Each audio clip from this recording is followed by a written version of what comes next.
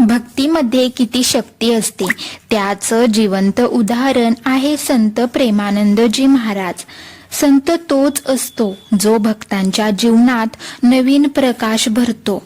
तुम्हाला माहित आहे का अशा संतांच्या बद्दल जो मरण स्वीकारायला सुद्धा तयार आहे पण वृंदावन सोडायला नाही.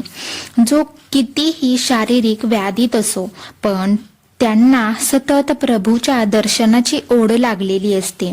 तुम्हाला वाटत असेल की ही कुठली गोष्टच आहे पण ही गोष्ट नाही, एक सच्ची खरीखुरी कहाणी आहे.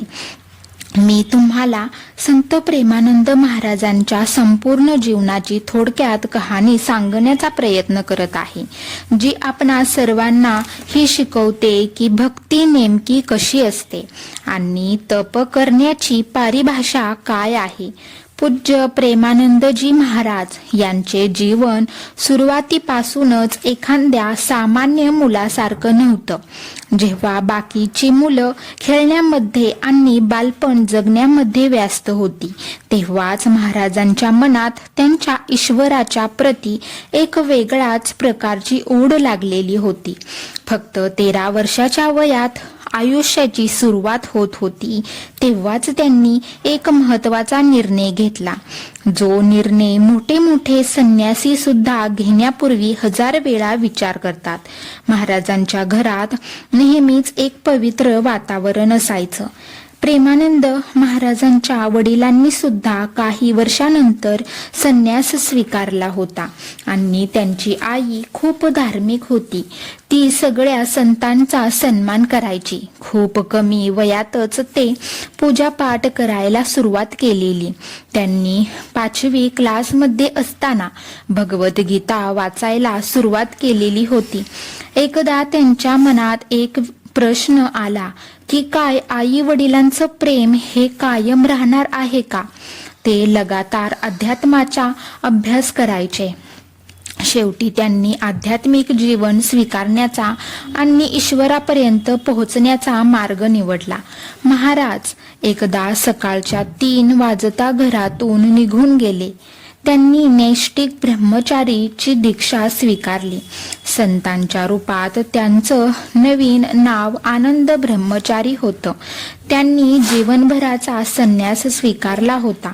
महाराजांनी त्यांच्या अनेक प्रवचनांमध्ये सांगितलं आहे की ते त्यांच्या सुरुवातीच्या जीवनात भगवान शिवांचे भक्त होते.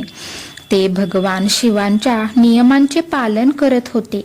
त्यांनी त्यांचं अधिक जीवन एकटे आणि दिव्य संतांबरोबर काढलं. त्यांनी संतांच्या रूपात कधीही वातावरण, जेवण, कपडे या सर्व गोष्टींचा कधीही विचार केला नाही. ते हरिहरमध्ये वाराणसीच्या घाटांमध्ये राहायचे. ते नेहमी गंगा स्नान करायचे, मग ती थंडीत असो किंवा गरमीत असो. यामध्ये थोडाही संशय नाही की त्यांना महादेवांचा आशीर्वाद होता, जे ज्ञान आणि करुणाचे देवता होते. त्यांनी कुणालाही दोष दिला नाही, कुणावर नाराज झाले नाहीत आणि त्यांनी त्यांच्या निर्णयाला जिम्मेदार कुणालाही मानलं नाही. न कुठली हांतरून पांघरुणाची चिंता केली, न कधी डोक्यावर छत नसल्याची काळजी केली. फक्त एकच उद्देश होता, ईश्वराला पूर्ण आपलं मानायचं.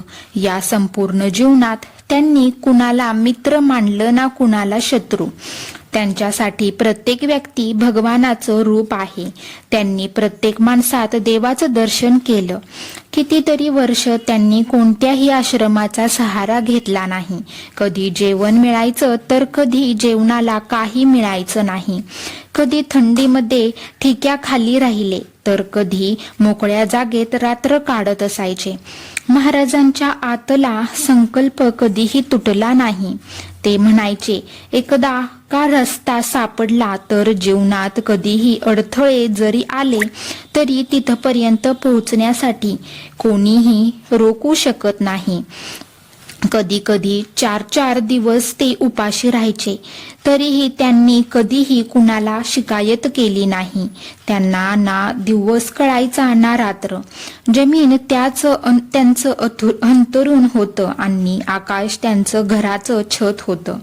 एकदा कितीतरी दिवसांपासून अन्न नव्हतं तर त्यांनी गंगेतील रेत सुद्धा खाल्ली. महाराजांना कोणीतरी सांगितलं की एकदा वृंदावनाला चला, तिथून तुम्हाला जावंस सुद्धा वाटणार नाही आणि वृंदावनात जो कोणी येतो तो तिथलाच होऊन जातो. बाके बिहारी त्याला आपलं करून टाकतात, असे त्यांचे वाक्य होते. नंतर त्यांच्या मनात सारखं यायला लागलं, वृंदावनाला जायचंय. तेथील किशोर महाराजांना वृंदावनात मथुरेला नेले. तिथे गेल्यावर ते अचानक बोलू लागले, रडू लागले. ते म्हणायचे, आतापर्यंतचं जीवन व्यर्थ गेलं. खरी मंजिल तर हीच आहे. महाराज म्हणतात की पहिल्यांदाच आलो आणि त्या दिवशी एकादश होती. त्या दिवसापासून आजपर्यंत ते वृंदावनात राहत आहेत. यावरून हे लक्षात आलं की जर ईश्वराला मिळवायचं आहे तर संपूर्ण श्रद्धा आणि स्वच्छ भाव पाहिजे. आचरण ठेवलं तर आपण सुद्धा देवाच्या अगदी जवळचं स्थान मिळवू शकतो. तुम्ही तुमचं सगळं काम करा जे तुम्हाला तुमच्या ध्येयाकडे घेऊन जाईल. कर्म करा आणि फळाची चिंता करू नका. सगळं त्या भगवंतावर सोडा. कारण ही कुठली कथा नाही तर त्या तपस्वीची खरी कहाणी आहे, ज्यांनी माती खाऊन सुद्धा ईश्वराचा धन्यवाद केला.